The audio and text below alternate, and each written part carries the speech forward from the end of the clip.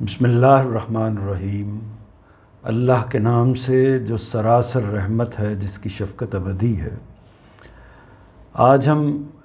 ایک طریقے سے اس کلاس کا پھر سے آغاز کر رہے ہیں۔ یہ کلاس آپ میں سے اکثر لوگ جانتے ہیں کہ کم و بیش 1-1.5 سال سے جاری ہے، اور پھر یہ خیال ہوا کہ اس کو تھوڑا سا اور لوگوں تک بھی پہنچایا جائے، تو اسی بنا پر المعارض کے جو منتظمین ہیں انہوں نے بھی توجہ دلائی، اور اسی طرح جو ہمارے غامدی سینٹر UK کے جو منتظمین ہیں ان کا بھی پروگرام یہی ہوا کہ ان کے زیر اہتمام اس کلاس کا آغاز کیا جائے۔ تو اس کلاس کو ایک طریقے سے اگرچہ سلسلہ تو پیچھے سے چلتا چلا آ رہا ہے، لیکن اس کو ایک طریقے سے نئے انداز سے شروع کرنے کا ہمارا ارادہ تھا۔ تو اس لیے یہ ضروری ہے کہ میں تھوڑا سا تعارف اس کلاس کا کرا دوں آپ کے سامنے، چونکہ ممکن ہے کہ اس میں بعض لوگ ایسے شامل ہوں کہ جو اس سے پہلے اس نشست میں شریک نہیں رہے ہیں۔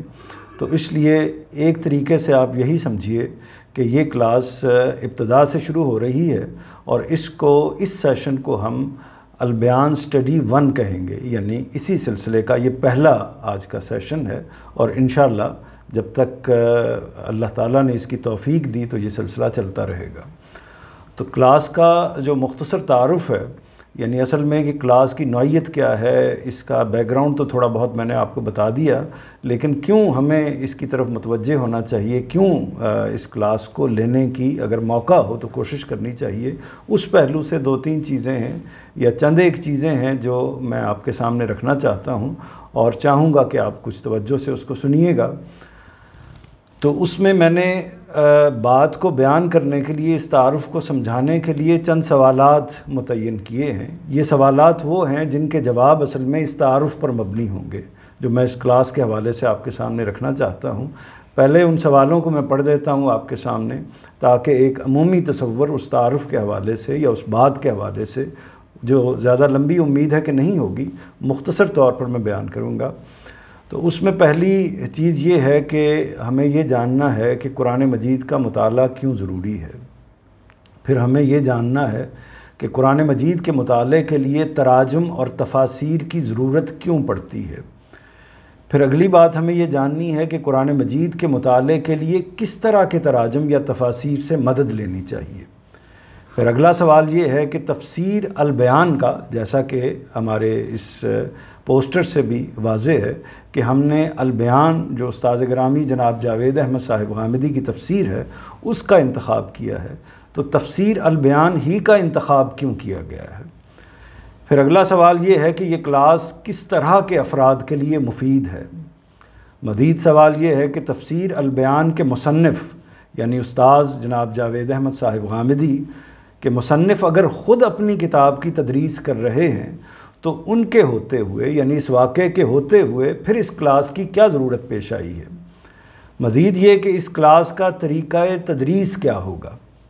اور پھر اگلا سوال یہ ہے کہ کلاس کے شرکاء کو اس سے حاصل کیا ہوگا۔ اور اگلا سوال یہ ہے کہ کلاس کو تدریس کرنے والے، کنڈکٹ کرنے والے ٹیچر یا معلم کا کیا تعارف ہے۔ اور آخری سوال یہ ہے کہ کلاس کے شرکاء سے ہمیں کیا مطلوب ہے، جس مقصد کے لیے یہ کلاس کی جا رہی ہے، تو وہ کیا چیز مطلوب ہے جس کو پیش نظر رکھ کے یہ کلاس یا یہ سلسلہ منعقد کیا جا رہا ہے۔ تو ایک ایک کر کے بہت مختصر طور پر 2 جملوں میں اس کو واضح کر دیتا ہوں۔ پہلا سوال میں نے آپ کے سامنے یہ رکھا تھا کہ قرآن مجید کا مطالعہ کیوں ضروری ہے۔ یہ میرا خیال ہے کہ سب سے بنیادی سوال ہے، اور اس کے کوئی نہ کوئی جواب ہمارے ذہنوں میں موجود ہوں گے، اور ان میں سے ہر جواب کسی نہ کسی پہلو سے صحت ہی پر مبنی ہوگا۔ لیکن میں جس جواب کو یا جس بات کو فوکس کرنا چاہتا ہوں وہ یہ ہے کہ جو میں نے یہاں جملہ لکھا ہے وہ یہ ہے کہ ہماری ذات سے متعلق، یعنی وہ میری ذات، آپ کی ذات، انسان کی ذات سے متعلق سب سے بڑے معاملے کی آگاہی اور اس کی یاد دہانی کے لیے قرآن مجید کا مطالعہ ضروری ہے۔ تو سب سے بڑا معاملہ کیا ہے؟ سب سے بڑا معاملہ، یعنی میں اگر یہ کہوں کہ وہ میری آپ کی زندگی کا سب سے بڑا واقعہ ہے، سب سے بڑا حادثہ ہے، ہماری میری اور آپ کی تاریخ، یا بلکہ کہیے کہ پوری انسانیت کی تاریخ میں واقع ہونے والا سب سے بڑا واقعہ، اس سے بڑے واقعے کا کوئی تصور کیا ہی نہیں جا سکتا، اور ہماری زندگی کا ہر پہلو سے کوئی نہ کوئی تعلق اس واقعے کے ساتھ جڑتا ہے۔ تو وہ واقعہ جو ہے، اس واقعے کی، اس حادثے کی، اس معاملے کی یاد دہانی یہ کتاب کرتی ہے۔ گویا کہ ہماری زندگی جس مسئلے سے سب سے زیادہ متعلق ہے، اس مسئلے کے متعلق یہ کتاب آگاہ کرتی ہے، اس کے بارے میں یاد دہانی کرتی ہے۔ اور وہ واقعہ کیا ہے، وہ مسئلہ کیا ہے، وہ حادثہ کیا ہے؟ وہ ہے قیامت۔ قیامت نے ایک دن آنا ہے،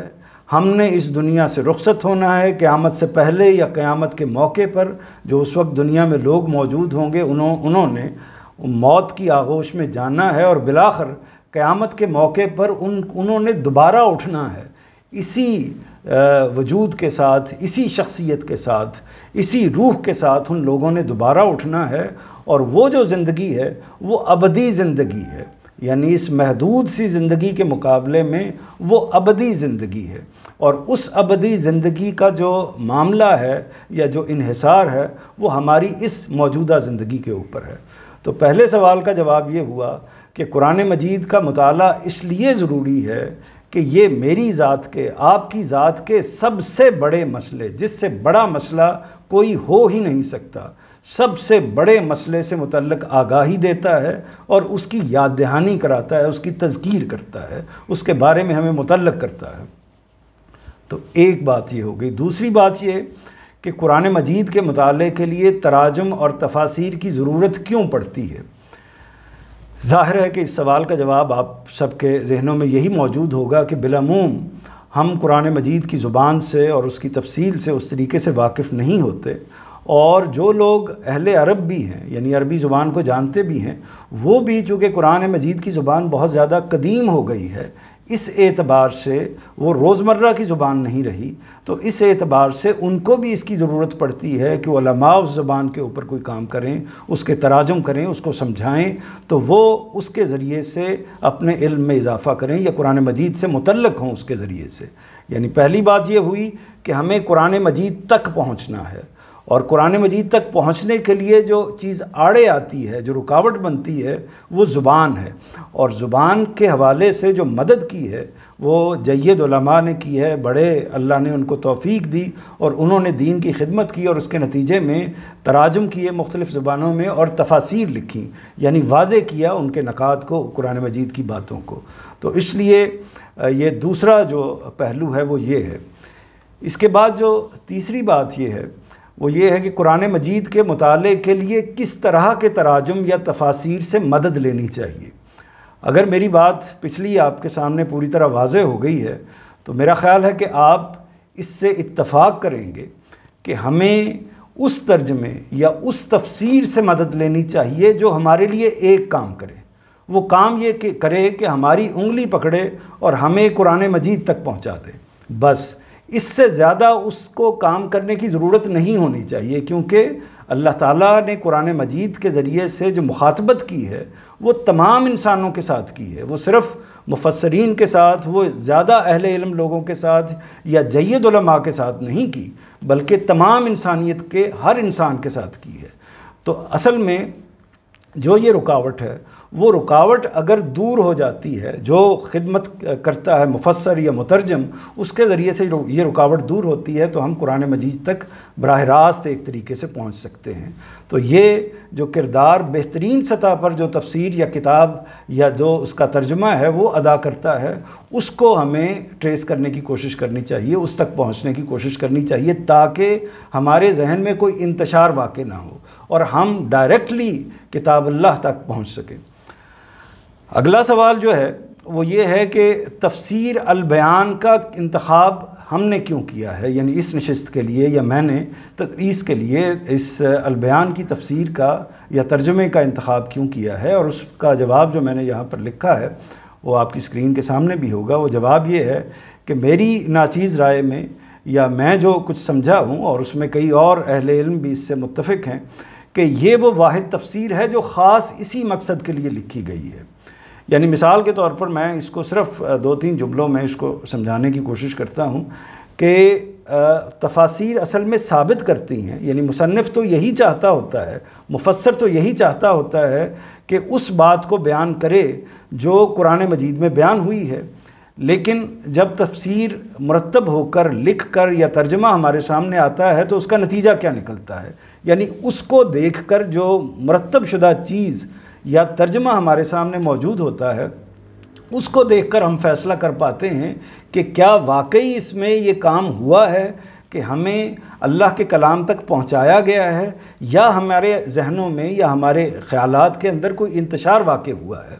تو اس میں ظاہر ہے کہ ان کی جو کنٹریبیوٹرز ہیں، جو مترجمین ہیں یا مفسرین ہیں، وہ تو اپنی اپنی نیت، اپنے اخلاص میں بالکل حق بجانب ہیں، لیکن قاری جو ہے یا پڑھنے والا جو ہے وہ فیصلہ کرتا ہے اس بارے میں کہ یہ نوعیت کیا ہے۔ تو چونکہ میں خاص فوکس کر رہا ہوں اس پہلو سے کہ یہ وہ چیز ہے یا یہ وہ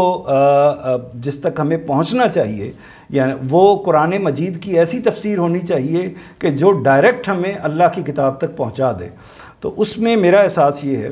کہ جو البیان کیوں ہے، اس لیے کہ اس میں خاص فوکس اس کے اوپر کیا گیا ہے کہ کوئی اضافی چیز داخل کرنے کی کوشش نہ کی جائے۔ اب اضافی چیزیں کیا ہوتی ہیں کہ ظاہر ہے کہ جو مفسر ہے، مترجم ہے، اس کا ذہن متاثر ہوتا ہے بعض اوقات تصوف سے، بعض اوقات کسی خاص نظریے سے، یعنی وہ نظریے مثال کے طور پر مختلف مکاتب فکر ہیں ہمارے ہیں، ان مکاتب فکر کے تحت کچھ نظریات موجود ہیں، تو ان نظریات کے تحت جب وہ متاثر ہوتا ہے تو اپنی تفسیر میں اس کی جھلک نظر آ جاتی ہے اس کی تفسیر کے اندر۔ تو اسی طرح بعض لوگ جو ہیں وہ اس میں بھی بڑی تفاسیر لکھی گئی ہیں کہ بعض لوگ جو ہیں ان کے پس منظر میں سائنس کا ایک پورا خاکہ، پورا نقشہ موجود ہوتا ہے، اس کو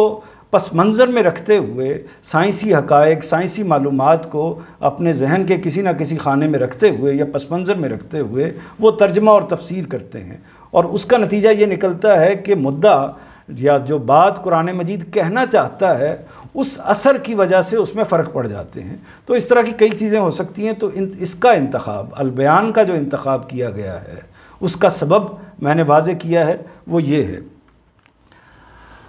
اگلے سوال پر آتے ہیں کہ یہ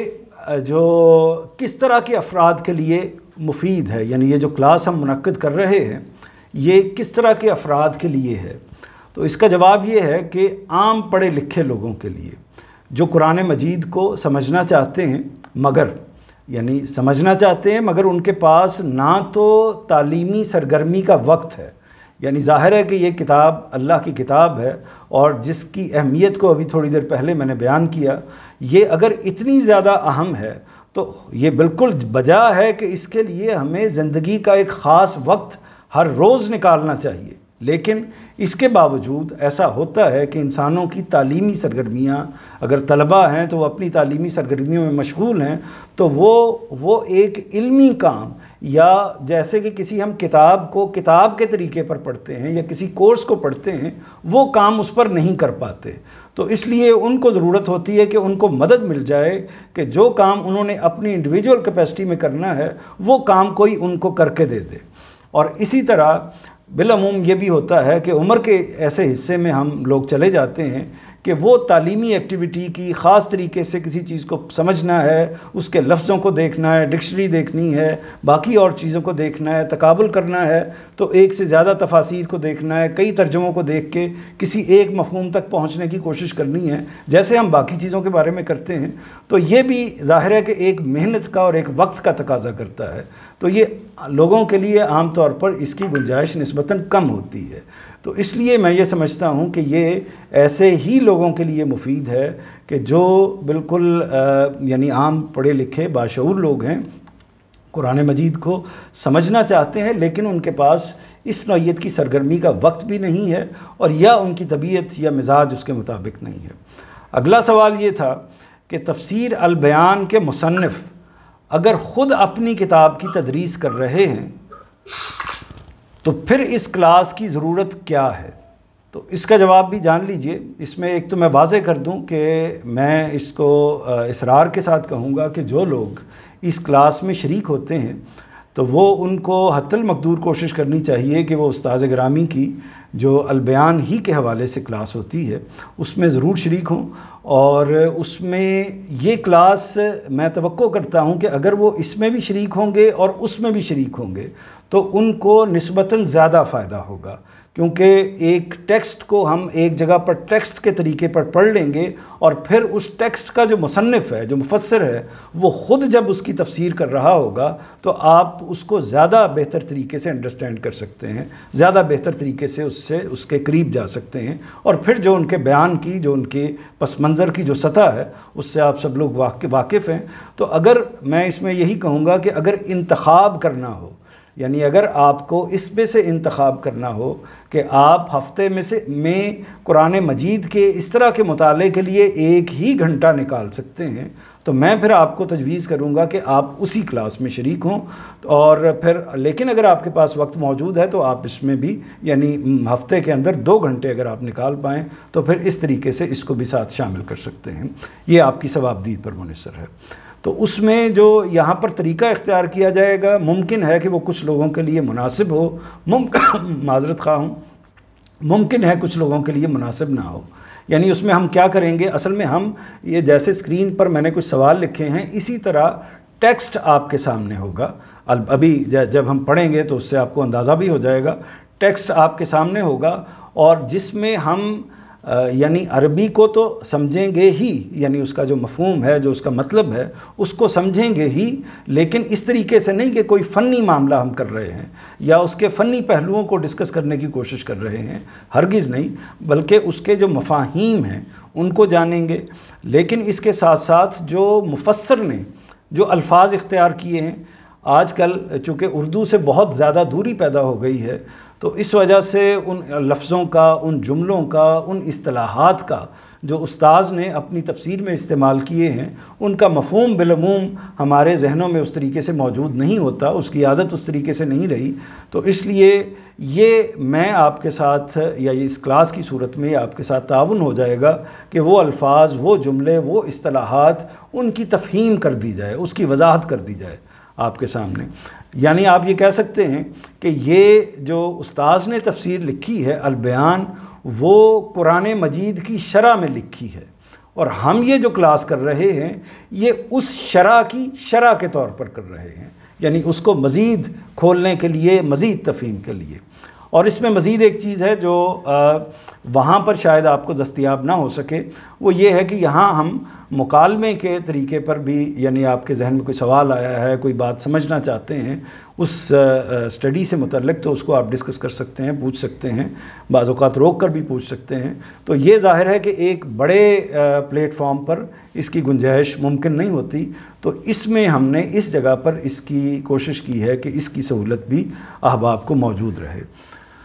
تو 7واں جو ہے وہ کیا طریقہ ہے، یہ کچھ نہ کچھ میں نے بتا دیا کہ اس کلاس کی تدریس کا طریقہ کیا ہوگا۔ اس میں انٹریکٹیو سیشن ہوگا، یعنی آپ سوال کریں گے، میں آپ سے سوال کروں گا، آپ اس کے جواب دیں گے، آپ سوال کریں گے، میں اس کے جواب دوں گا، لیکن اس میں ایسا نہیں ہے کہ کوئی برڈن، بوجھ آپ کے ذہنوں پر موجود ہونا چاہیے کہ کہیں یہ صورتحال پیدا ہو گئی ہے کہ ہم پھر کسی ایسی زندگی کے مرحلے میں چلے گئے ہیں کہ جہاں ہمیں ایک طرح سے پھر سے مطالعے کے اس میں یا اسٹڈی کے اور امتحانات اور اس طرح کی چیزوں کے معاملات میں پڑھنا پڑ رہا ہے۔ تو ایسی صورتحال تو نہیں ہے، تو توقع یہی ہے کہ اس میں ایک انٹریکشن ضرور ہوگا، اس انٹریکشن کے نتیجے میں آپ بھی کچھ چیزوں کو سمجھیں گے اور میں بھی آپ سے زیادہ لرن کروں گا انشاءاللہ۔ اچھا، پھر اس میں دوسرا جو نقطہ ہے وہ یہ ہے کہ ٹیکسٹ سٹڈی ہوگی، جیسے کہ میں نے آپ کے سامنے بیان کر دیا، کچھ سلائیڈز ہوں گی جن کی صورت میں مختلف چیزیں آپ کے سامنے آئیں گی، اسی طرح کچھ قرآن مجید کے مانوس الفاظ کا تعین کر دیا جائے گا۔ اس کو میں جب یہ موقع آئے گا تو اس موقع پر آپ کے سامنے بیان کر دوں گا کہ اس سے مراد کیا ہے، جو اس سے پہلے شرکاء ہیں وہ اس سے واقف ہیں۔ تو اگلا یہ ہے کہ کلاس کے شرکاء کو کیا حاصل ہوگا اس کلاس کے نتیجے میں، یہ ایک بہت اہم سوال ہے، اور اگر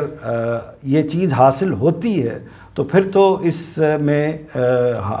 آنا چاہیے، اور میری یہ کوشش ہوگی کہ میں پوری اپنی توجہ کے ساتھ، پوری اپنی محنت کے ساتھ یہ چیز آپ کو دینے کی کوشش کروں۔ باقی اللہ کی توفیق ہے، اس میں کتنی کامیابی ہوتی ہے تو ایک چیز جو ہے وہ یہ ہے کہ قرآن مجید کا براہ راست علم، یعنی ہم براہ راست علم کیا چیز ہوتی ہے؟ براہ راست علم یہ ہوتا ہے کہ ایک آدمی جب کسی کتاب کو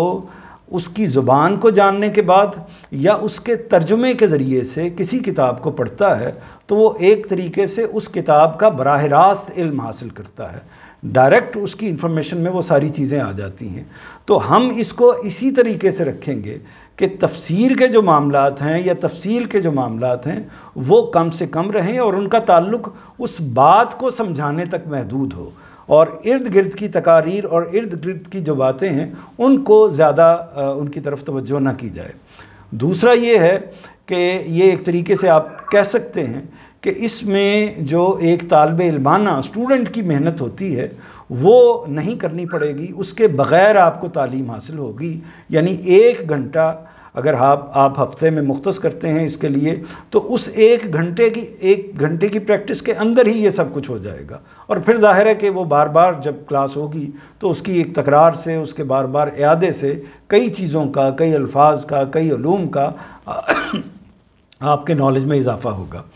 اور تیسری جو چیز ہے جو ہم اس سے حاصل کرنا چاہتے ہیں وہ وہی ہے جو اصل میں قرآن مجید کا اصل مقصد ہے، تذکیر اور یاد دہانی۔ یعنی قرآن مجید جو پیغام دینا چاہتا ہے، جس چیز کو ہم تک پہنچانا چاہتا ہے، اس کو ہمیں حاصل کرنا چاہیے۔ وہ سب سے بنیادی چیز ہے، اس کو حاصل کرنے کے لیے ہی یہ سارا اہتمام کیا جا رہا ہے۔ تو کلاس کے شرکاء کو جو کچھ حاصل ہمارے ذہن میں ان کو دینا یا ان تک پہنچانا مقصود ہے وہ یہ 3 چیزیں ہیں۔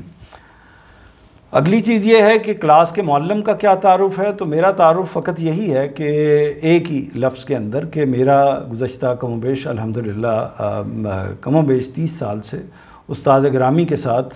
تلمذ کا تعلق ہے، یعنی شاگردی کا، رفاقت کا، محبت کا، ان کے ساتھ رہنے کا، ان کے ساتھ کام کرنے کا تعلق ہے۔ تو اس سے بڑے اعزاز کی بات اور اس سے بڑا تعارف میرے لیے اور کیا ہو سکتا ہے دنیا میں۔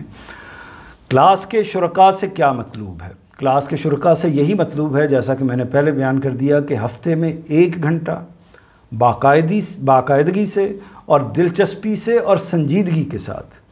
یعنی 1 گھنٹہ آپ کو دینا ہے۔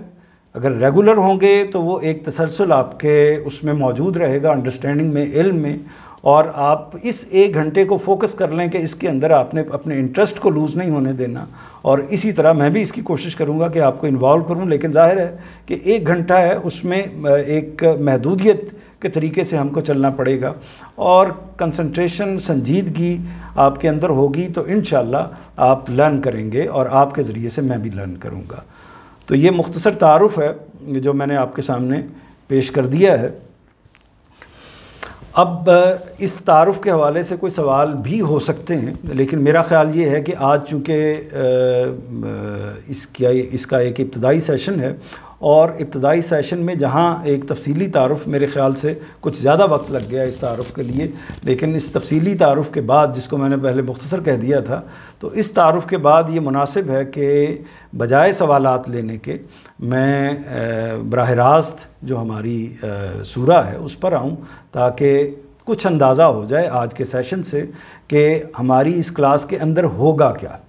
تو وہ میرا خیال یہ ہے کہ اس کے بعد اگر موقع ہوا، یہ بہت چند آیات ہوں گی، بہت محدود ہوں گی، لیکن ایک آئیڈیا آپ کو ہو جائے گا۔ تو میں کوشش کروں گا کہ آج کے باقی ٹائم کے اندر اس حصے کو، جس کو آج ہم نے پڑھنا ہے، اس کے پورے جو سیگمنٹس ہیں وہ آپ کے سامنے آ جائیں۔ بسم اللہ الرحمن الرحیم۔ ہم سورہ مرسلات سے آج کی نشست کا آغاز کر رہے ہیں، یعنی تدریس کا جو آغاز کر رہے ہیں ہم سورہ مرسلات سے کر رہے ہیں۔ اگر آپ نے البیان استاد گرامی کی کتاب کو دیکھا ہو تو اس میں ہر 2 سورتوں سے پہلے ایک تعارف لکھا ہوتا ہے۔ اس کی ایک لمبی تفصیل ہے، لیکن میں مختصر طور پر بتا دوں آپ کو کہ وہ یہ ہے کہ قرآن مجید ایک کتاب ہے۔ کتاب ہے، جب ہم یہ لفظ بولتے ہیں کتاب تو ہمارے ذہن میں ایک کانسیپٹ آتا ہے۔ وہ کانسیپٹ یہ آتا ہے کہ ایک مرتب بات ہے جو ایک طرف سے شروع ہوتی ہے اور ایک جگہ پر آ کر ختم ہوتی ہے۔ یہ کتاب کا لفظ یا اس بات پر سٹریس میں نے کیوں دیا ہے، کیونکہ ہمارے ہاں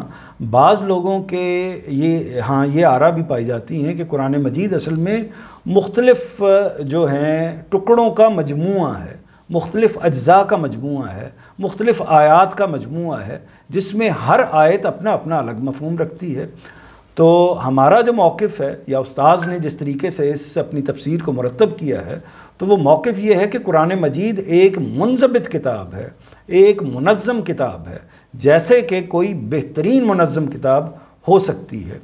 تو اس کا ایک آغاز ہے، ایک اختتام ہے، اس کے جیسے کہ چیپٹرز ہوتے ہیں اس طریقے سے اس کے چیپٹرز ہیں، 7 ابواب پر وہ مشتمل ہے، اور اس کی باقی تفصیل ہے جو کسی دوسرے موقع پر اگر آپ لوگوں میں سے ضرورت محسوس کریں گے۔ استاد نے بھی اس چیز کو بیان کیا ہے، لیکن کبھی ہم اس کو باقاعدہ کلاس کے طریقے پر پڑھا بھی دیں گے انشاءاللہ۔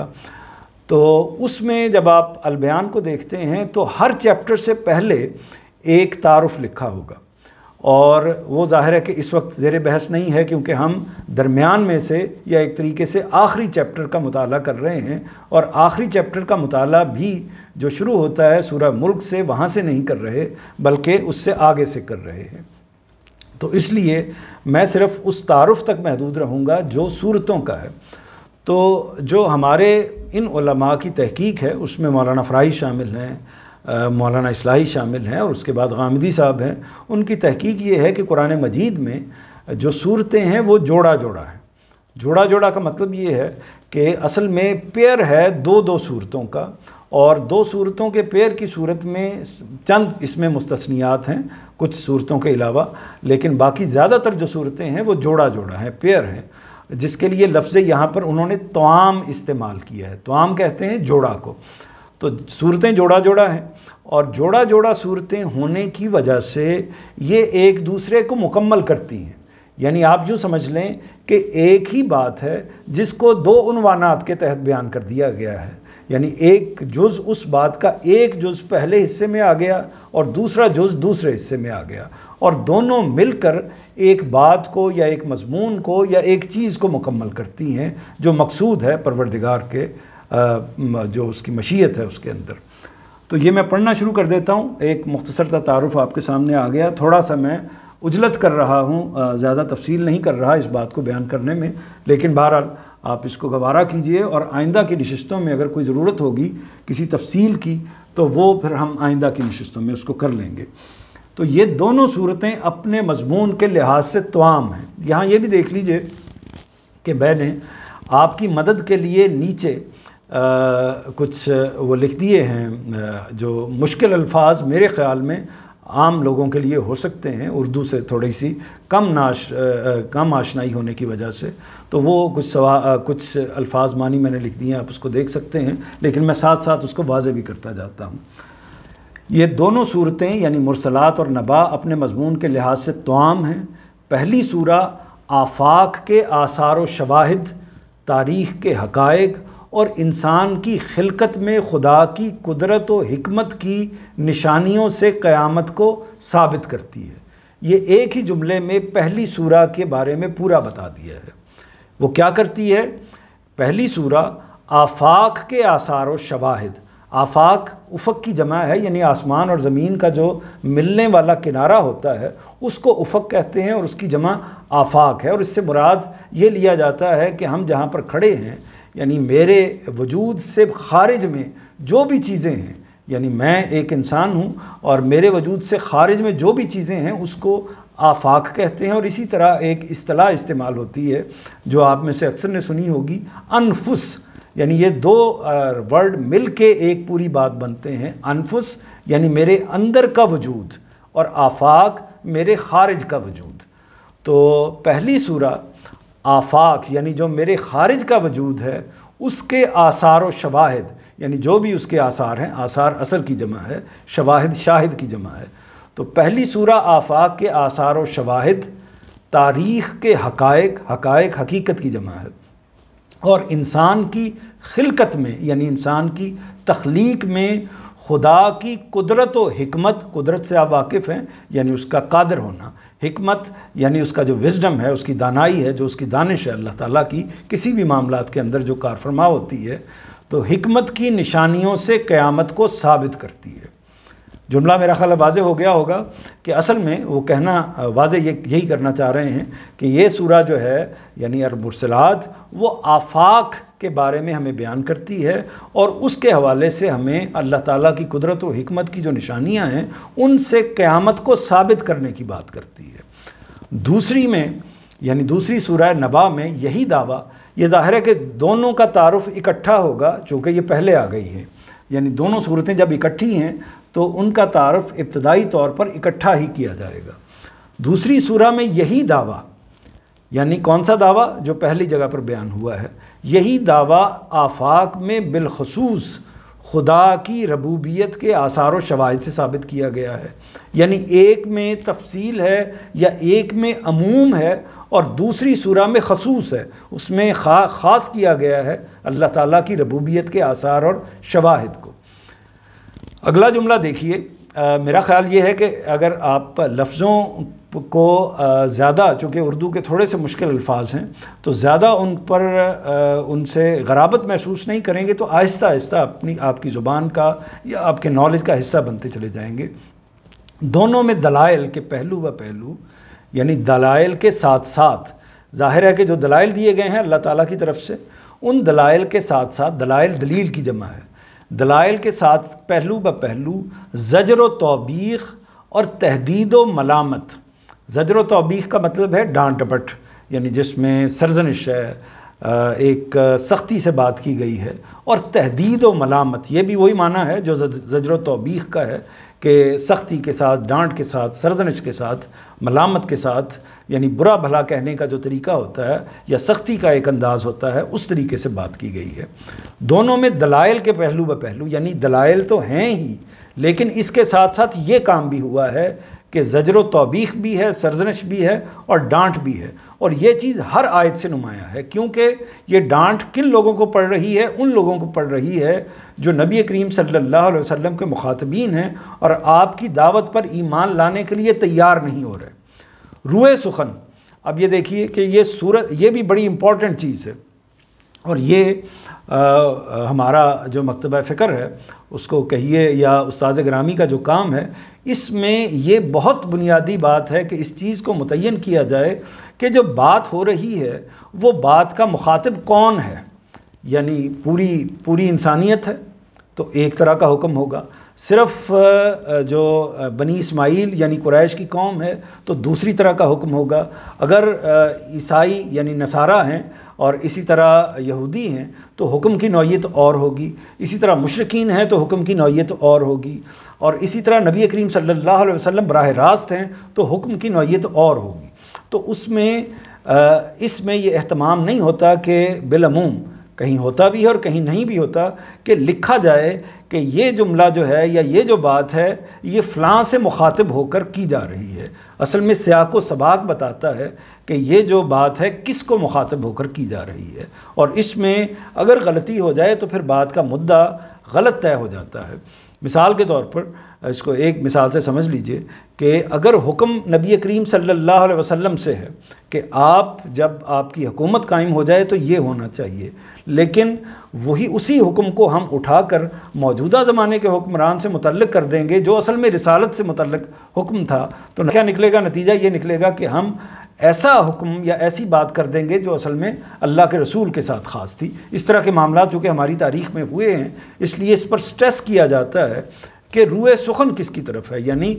روئے سخن کا مطلب ہے، روح کہتے ہیں چہرے کو، سخن کہتے ہیں بات کو، یعنی بات کرتے ہوئے جو بات کا رخ ہے، بات کا چہرہ جو ہے، اس کے سامنے کون ہے، کس کی طرف مخاطب ہو کر وہ بات کی جا رہی ہے۔ روئے سخن قریش کے سرداروں کی طرف ہے، یعنی یہ جو صورت ہے، دونوں صورتیں یہ کس کو مخاطب کر رہی ہیں؟ قریش کے سرداروں کو دیکھ کر ان کو مخاطب کر کے یہ صورتیں نازل ہوئی ہیں، اور ان کے مضمون سے واضح ہے، یعنی ان صورتوں کے مضمون سے واضح ہے کہ پچھلی صورتوں کی طرح یہ بھی ام القری مکہ میں رسول اللہ صلی اللہ علیہ وسلم کی دعوت کے مرحلہ انذار عام میں نازل ہوئی ہے۔ یہ جملہ تھوڑا سا ہو سکتا ہے کہ نہ سمجھ میں آیا ہو، میں اس کو واضح کر دیتا ہوں۔ کہ ان کے مضمون سے واضح ہے۔ کس چیز سے واضح ہے؟ واضح ہوا ہے مضمون سے، یعنی ایسے یہ وہ نقطہ ہے، یعنی جس کو میں یہ کہنے لگا ہوں کہ خارج سے نہیں داخل ہونا، یعنی یہ کس نے بتانا ہے کہ یہ روئے سخن جو ہے وہ قریش کے سرداروں کی طرف ہے یا مشرکین کی طرف ہے؟ یہ خود کلام نے بتانا ہے، یہ خود قرآن نے بتانا ہے، یہ خود سیاق و سباق نے بتانا ہے۔ یہ میں نے کوئی قیاس نہیں کرنا، میں نے کوئی اندازہ نہیں کرنا، یا مفسر نے اپنی کوئی رائے قائم نہیں کرنی۔ اسی طرح جو جملہ دیکھیے، جملہ ان کا یہ ہے کہ ان کے مضمون سے واضح ہے، یعنی کیا چیز بتا رہی ہے؟ خود ان کا مضمون بتا رہا ہے کہ پچھلی صورتوں کی طرح یہ بھی ام القریٰ مکہ میں رسول اللہ صلی اللہ علیہ وسلم کی دعوت کے مرحلہ انذار عام میں نازل ہوئی ہیں۔ اس کو آپ میں 2 جملوں میں سمجھا دوں گا تو وہ بات واضح ہو جائے گی۔ ایک تو ام القریٰ مکہ،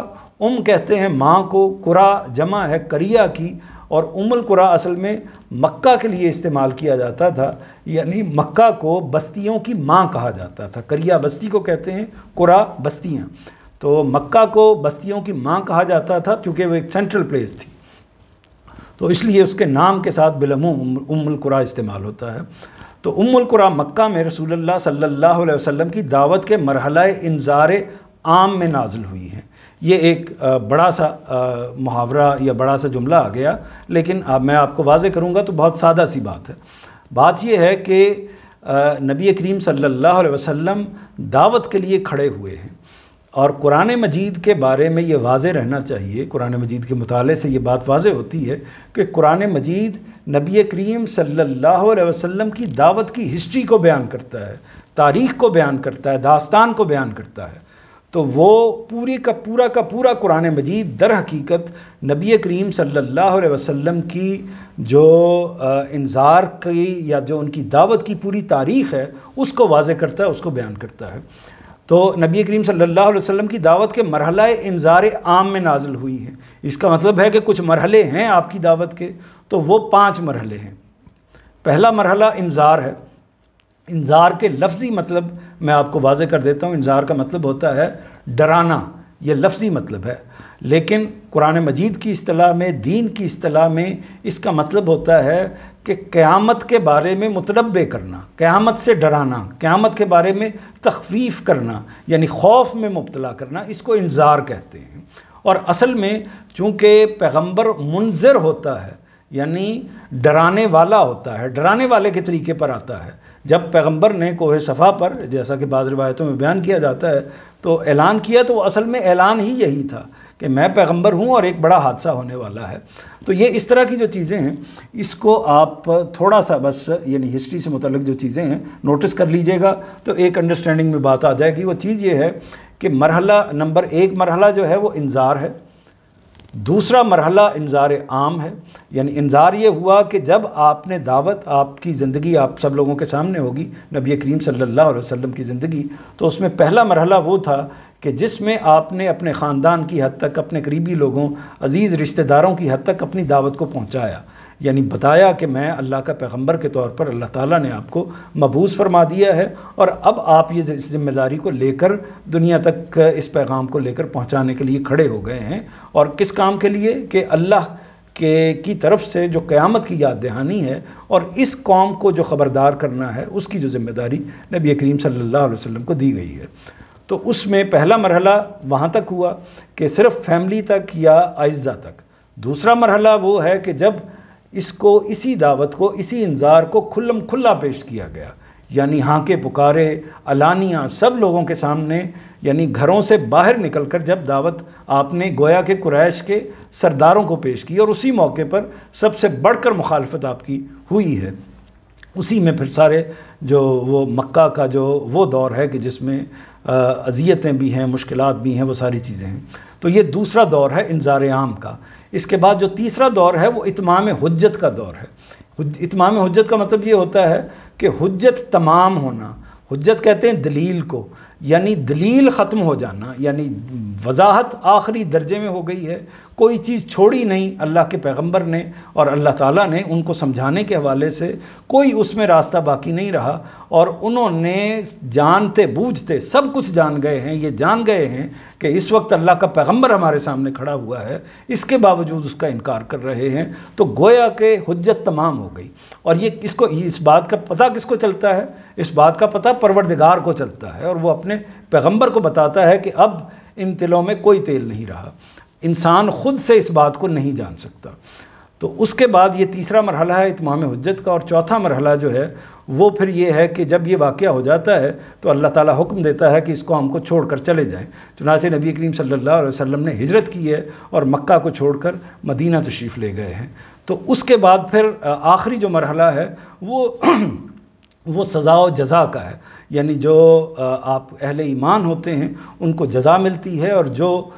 کفار ہوتے ہیں اور جو انکار کرنے والے ہوتے ہیں ان کو ان کی جزا ملتی ہے۔ جزا سے مراد یہ کہ یعنی ان کو سزا عذاب جو ملنا ہے وہ پیغمبر کے ذریعے سے ملتا ہے۔ یہ وہی عذاب ہے جو حضرت نوح کی قوم پر آیا، حضرت لوط کی قوم پر آیا، اور دیگر اقوام پر، حضرت صالح کی قوم پر آیا، حضرت موسیٰ کی قوم پر آیا۔ تو یہ بعض جہاں رسول آتے ہیں تو وہ ان کے ہاں یہ سلسلہ ہوتا ہے جہاں جس قوم کے اندر بھی رسول آتے ہیں۔